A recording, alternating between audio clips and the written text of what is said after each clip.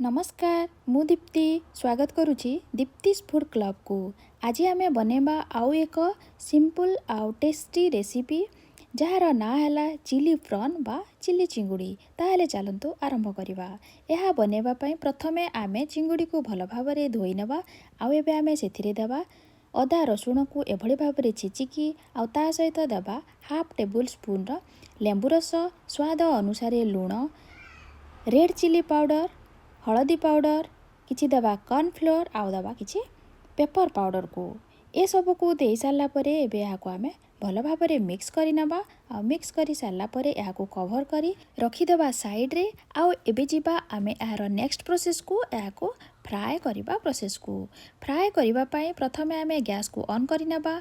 आउ एबे आमे सेथिरे नै जिबा एक पैन गरम होला परे सेथिरे एबे आमे देबा ऑयल बा तेल। आउ तेल गरम हो गला परे एबे आमे सेथिरे ऐड कर देबा मैरिनेटेड चिंगुड़ी को किछि समय पई आमे भल भाबरे कुक करि नेबा। आउ यार कलर मध्य चेंज हो गलानी, या कुक मध्य हो गलानी। एबे या को आमे गोटे प्लेट को बाहर करि नेबा।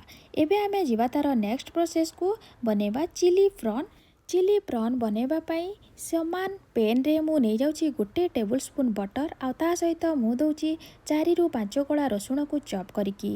आउ एबे मु देइची सेतिरे किछि कैप्सिकम आउ प्याज को। या को मध्य आमे किछि समय फ्राई करि नेबा। आउ एबे आमे सेतिरे देबा tomato sauce, soya sauce, cornflour आउ पानी को मिसेकी गोटे बैटर बनेकी एबे आमे सेतिरे देई देबा।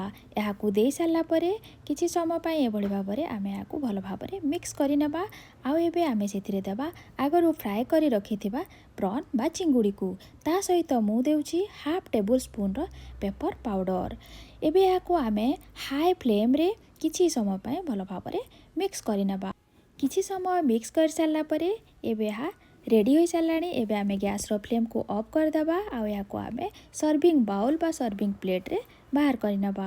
आपण निश्चय या को थरे घरे ट्राई करंतु। यार टेस्ट केमिति लागिला मते कमेंट्स माध्यम रे जणांतु। चैनल ले नुआ अछंती चैनल को सब्सक्राइब करंतु। सब्सक्राइब कला परे साइड रे थिबा बेल आइकन को प्रेस करंतु, जा फळ रे मो न्यू रेसिपी रो नोटिफिकेशन आपण पाई परिबे। पुणी देखा हबो आउ एक नुआ रेसिपी सहित। सेति पर्यंत जय जगन्नाथ, जय मां समलेई।